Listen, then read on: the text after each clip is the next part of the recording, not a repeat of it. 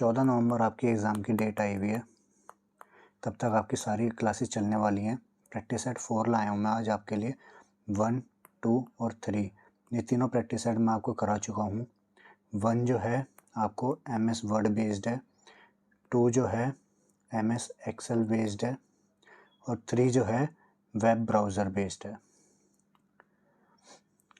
ये 3 मैं आपको दे चुका हूँ ऑलरेडी। MS वर्ड की मैं जो है आपको MS वर्ड की शॉर्टकट कीज़ जो है वो भी करा चुका हूँ। आप उसकी भी वीडियो जाके देख लीजिए। सारा जो भी मैं आपको यहाँ पे करवा रहा हूँ सब का सब प्रीवियस ईयर बेस्ड है। मैं कुछ भी अपनी तरफ से नया नहीं ला रहा हूँ। सब कुछ प्रीवियस ईयर के क्वेश्चंस जो आए हुए हैं SSC के द्वारा, मैं वही सब कुछ आपको करवा रहा हूँ रिपीट। मैं कुछ भी अपनी तरफ से आपको नहीं दे रहा हूँ। मेरा टेलीग्राम चैनल है कंप्यूटर अकेडमी 31। इस पे मैंने आपको MS वर्ड और MS एक्सेल दोनों की शॉर्टकट कीज़ की PDF अपलोड करा दी है। जो प्रीवियस ईयर में आए हुए हैं उनको मैंने रेड मार्क कर रखा है और कुछ अलग से मैंने अपनी तरफ से दिए जो आने आ सकते हैं। तो मैंने कुछ छोड़ा नहीं है। कई शॉर्टकट कीज़ जो होती हैं जैसे मान लो आज कंट्रोल A पूछ लिया तो हो सकता है कंट्रोल S पूछ ले, तो वो कुछ पक्का नहीं होता है उनका। इसलिए मैंने आपको सारी शॉर्टकट कीज़ दे दी हैं। आप उनको एक बारी रिवाइज़ कर लीजिएगा और अच्छे से उनको रट लीजिए क्योंकि शॉर्टकट कीज़ जो है बहुत ज़्यादा आती हैं एग्ज़ाम के अंदर। तो आज हमारा टारगेट जो है 10 आउट ऑफ 10 है। आज देखते हैं जो क्वेश्चन हैं आपके, वो सारे क्वेश्चन मैंने आज मिक्स क्वेश्चन लिए हैं। कुछ कंप्यूटर हिस्ट्री से रिलेटेड हैं, कंप्यूटर हिस्ट्री उससे रिलेटेड है, और कुछ जो हैं आपके वेब ब्राउज़र और MS वर्ड इनपुट आउटपुट इनसे रिलेटेड क्वेश्चन लिए हैं। मतलब कि मिक्स क्वेश्चन आज के सेट में आपके, और सारे के सारे प्रीवियस ईयर बेस्ड हैं। कुछ भी मैंने अपनी तरफ से नहीं दिया है। ऐसे ही क्वेश्चन मैंने और भी एग्ज़ाम्स के अंदर आते हुए देखे हैं। सेम यही क्वेश्चन और यही उनके जो ऑप्शंस होते हैं सेम यही उठ के आते हैं। तो वही क्वेश्चन मैं आपको करवा रहा हूँ ताकि आपका कुछ रह ना जाए। तो चलते हैं टाइम ना वेस्ट करते हुए अपने पहले क्वेश्चन की तरफ। तो पहला क्वेश्चन है Mozilla Firefox, Google Chrome, opera. ये तीनों के तीनों जो हैं मैंने प्रैक्टिस सेट 3 कराया था आपको। उसमें मैंने आपको सबसे पहले जो पहली स्लाइड थी मेरी वेब ब्राउज़र्स इम्पोर्टेंट वाले मैंने टिक कर दिए थे कि इनसे जो है प्रीवियस ईयर में क्वेश्चन पूछे गए हैं, और ये तीनों की तीनों सेम वही हैं। ये तीनों के तीनों वही सेम जो मैंने इम्पोर्टेंट मार्क कराए थे वही के वही हैं।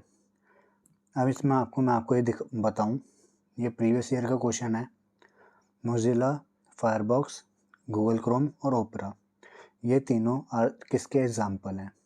रेलवे सर्विसेज के, वेब ब्राउज़र के, सर्च इंजन के या ईमेल सर्विसेज के। अगर आपने मेरी पिछली क्लास देखी है तो आपको अच्छे से पता होगा कि ये सब के सब एक वेब ब्राउज़र हैं। वेब ब्राउज़र क्या होते हैं? मान लीजिए किसी के पास अगर कंप्यूटर है, या चलो कंप्यूटर अगर नहीं भी है, आप में से बहुत से साथियों के पास मोबाइल तो होगा। मोबाइल के अंदर आपने एक गूगल क्रोम के नाम से एक अपना एक वेब ब्राउज़र देखा होगा जिस पे आप कुछ भी सर्च कर लेते हैं, जिसमें आप अपना फॉर्म भरने जाते हैं, तो वो वेब ब्राउज़र होता है। ऐसे ही एक मोज़िला फायरफॉक्स भी है और ऐसे ही एक ओपेरा भी है। आजकल ज़्यादा चर्चा में गूगल क्रोम है, क्योंकि गूगल क्रोम के ऊपर अभी भी एक केस लगा है कि ये जो है एप्पल अपना नया वेब ब्राउज़र रिलीज़ कर रहा था, पर वो जो है इसको इम्पोर्टेंस नहीं था, तो इसने कुछ बिलियंस करोड़ उसको दिए हैं ताकि आप हमारे ही वेब को, गूगल के ही वेब को उसमें आप प्रायोरिटी पे रखें।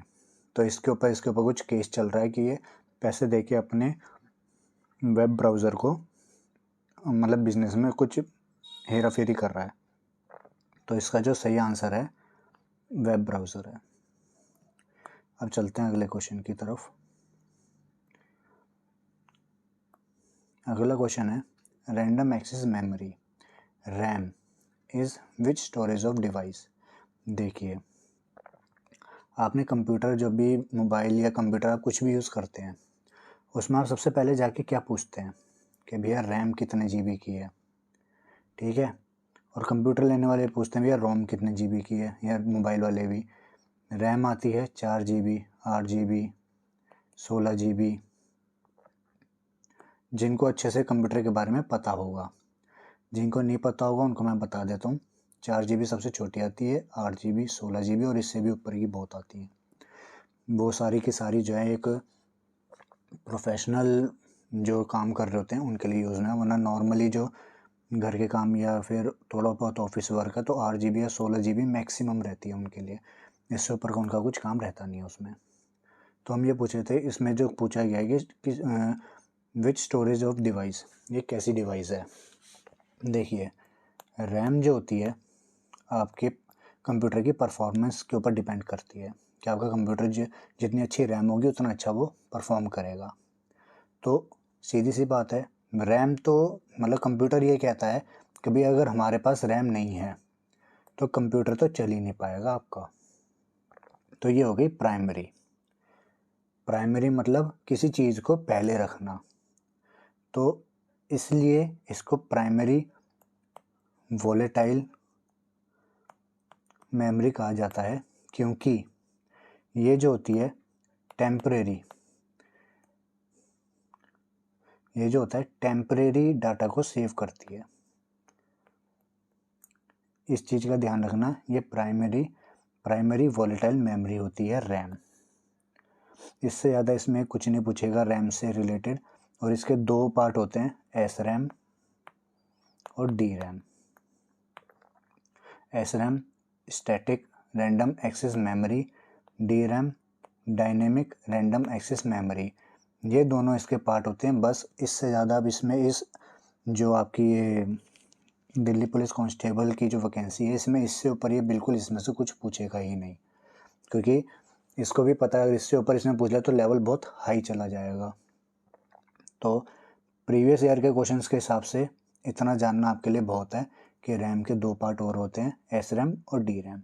बस चलिए, मैं एक काम करूँगा आपके लिए, रैम छोड़िए, मेमोरी के ऊपर एक वीडियो लाऊंगा जल्द ही, जिसमें आपको अच्छे से बता दूंगा कि कौन कौन सी मेमोरी होती हैं, प्राइमरी, सेकेंडरी और वोलेटाइल मेमोरी कौन सी होती है, नॉन वोलेटाइल मेमोरी कौन सी होती है, कैश मेमोरी क्या होती है, रजिस्टर मेमोरी क्या होती है।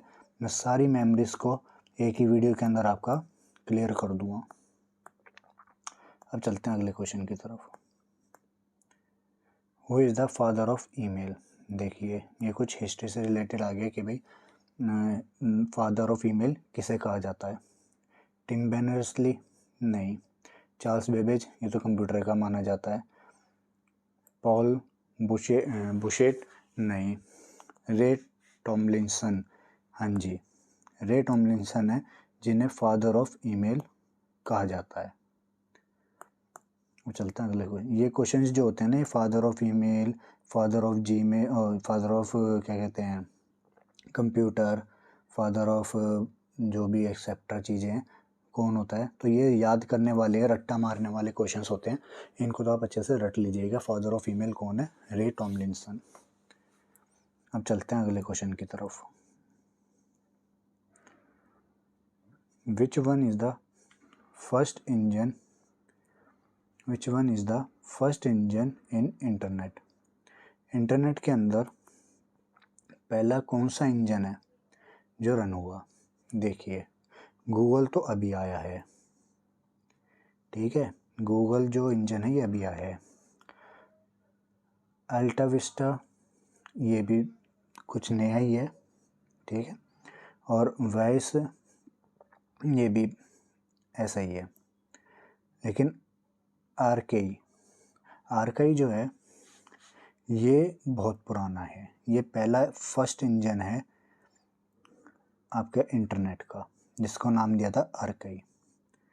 इसको याद कर लीजिए, ये क्वेश्चंस याद करने वाले हैं, इनको कुछ समझना या बार बार आपके डेली यूज़ में नहीं होते ये क्वेश्चंस, तो इनको रट्टा मारना ही ज़्यादा सही रहता है। आते हैं अगले क्वेश्चन पे। Which one is the first web browser invented in 1990? 1990 में कौन सा पहला वेब ब्राउज़र था जो इन्वेंट हुआ था? Internet explorer? नहीं, ये तो अभी आया। मोसैक? हाँ, कुछ उसी टाइम का है, पर ये भी नहीं है। मोजिला? नहीं, ये भी नया है। नेक्सस? इसका एक्चुअली नाम पहले मतलब कुछ और था ये, उसका बाद में इसका नाम नेक्सस रखा गया। तो आप इसको याद कर लीजिएगा, इसको रट्टा मार लीजिएगा आप, क्योंकि ये रट्टा मारने वाले ही क्वेश्चन है सारे। अब देखिए, इसके अंदर मैं आपको चीज़ें समझा देता हूँ। ये जो क्वेश्चन आया है ये कम से कम मेरा 2 मिनट लेके ही जाएगा, देखिए। और ये प्रीवियस ईयर में बहुत जगह पे आया है ये क्वेश्चन, अलग अलग मतलब घुमा फिरा के क्वेश्चन पूछना, वैसे पूछा जाता है इससे। मैं इसमें आपके सारी चीज़ें क्लियर कर दूंगा। In a digital computer which part consist of arithmetic logic unit, memory unit, the control unit? देखिए, सबको पता है कि कंप्यूटर का जो ब्रेन है, वो सीपीयू को कहा जाता है। इसका आंसर मैं पहले आपको बता देता हूँ, सेंट्रल प्रोसेसिंग यूनिट है, जो इसके पार्ट हैं तीनों। सीपीयू के अलग अलग 3 पार्ट होते हैं, एक होता है ALU, एक होता है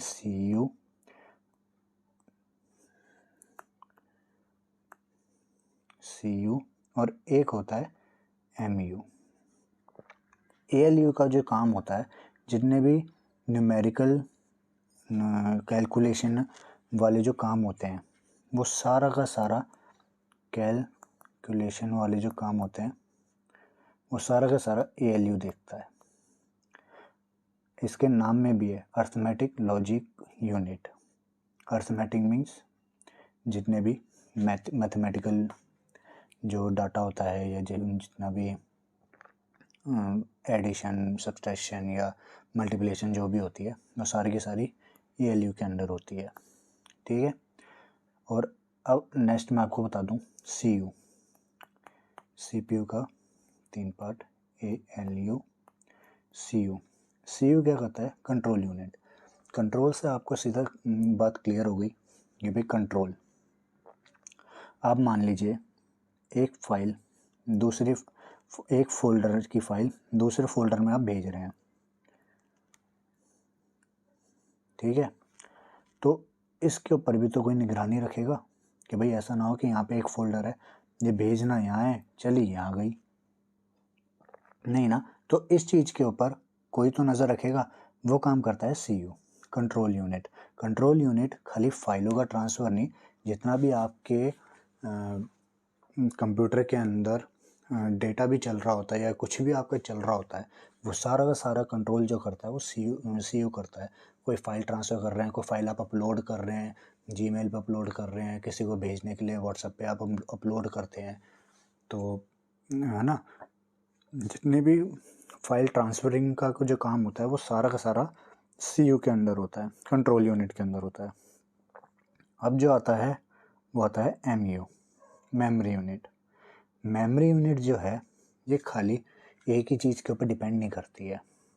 मेमोरी यूनिट जो है ये रैम में भी होती है, रोम पे भी होती है, ये दोनों के ऊपर डिपेंड करती है। और एक्सटर्नल मेमोरी जो होती है, एक्सटर्नल मेमोरी, उसके लिए भी MU अपना काम करता है। एक्सटर्नल मेमोरी कौन सी हो गई? पेन ड्राइव हो गई, आपकी हार्ड ड्राइव हो गई, ठीक है, जो मतलब बाहर से आप लगा के उसके अंदर कुछ एक्स्ट्रा GB आप अपना एक्स्ट्रा मेमोरी को आप देते हैं, तो उन सब को जो कंट्रोल करता है वो करता है MU। तो सीधा सीधा आप इस चीज़ को समझ लीजिए, CPU जो है वो तीन चीज़ों को कंट्रोल करता है, ALU, CU और MU। ALU mathematical, CU transferring, data transfer या फाइल ट्रांसफ़र, कुछ भी जो भी है। MU जो करता है, MU करता है आपका मेमोरी से रिलेटेड। मेमोरी फुल हो गई तो ये आपको बताएगा कि अभी मेमोरी फुल हो गई है। मेमोरी कितनी बची है ये आपको बताएगा, ठीक है। कितने मेमोरी आपने मतलब डिलीट करके जो आप मेमोरी आपकी बची मतलब फ्री हो जाती है वो ये बताएगा। तो हर चीज़ से मेमोरी के रिलेटेड चीज़ ये बताता है। तो इसका आंसर है CPU। चलते हैं अगले क्वेश्चन की तरफ।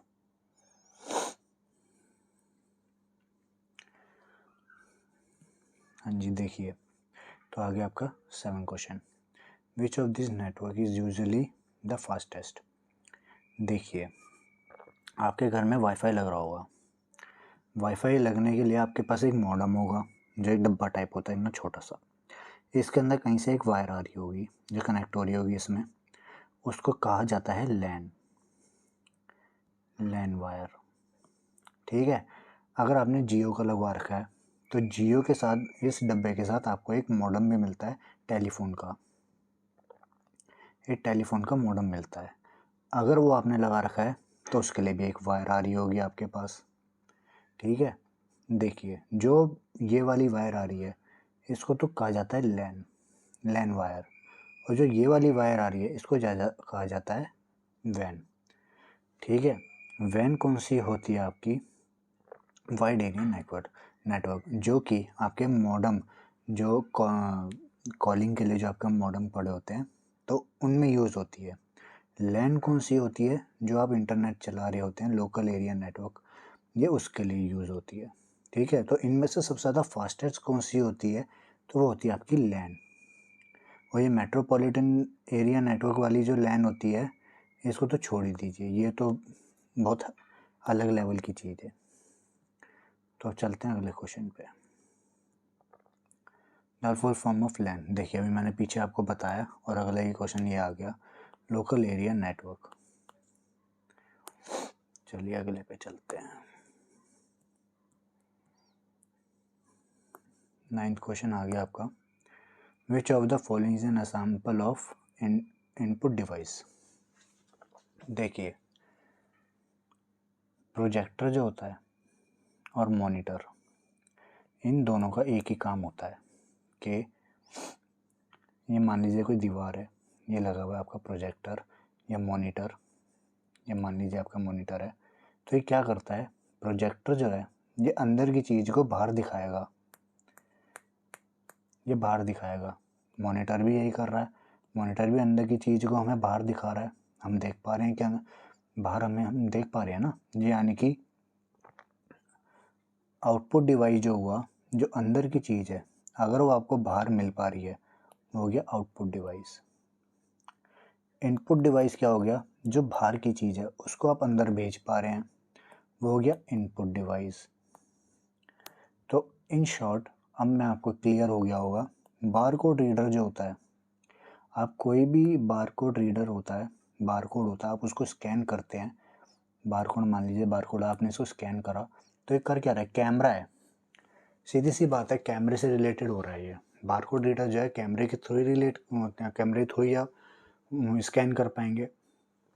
और उसी के अंदर क्या होता है, ये इनपुट डिवाइस हो जाता है, क्योंकि बाहर की चीज़ ये अंदर जा रही है, मोबाइल के अंदर जा रही है, तो ये हो गया आपका इनपुट डिवाइस, ठीक है।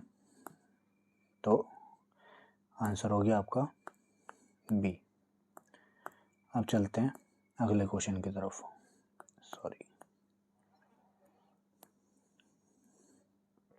देखिए who is also known as the father of computer.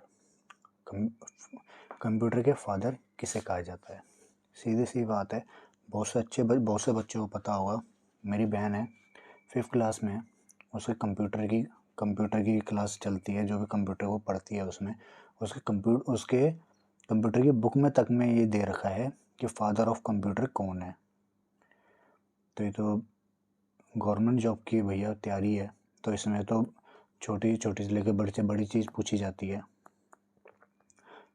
ना। तो ये तो बच्चों को पता होता है।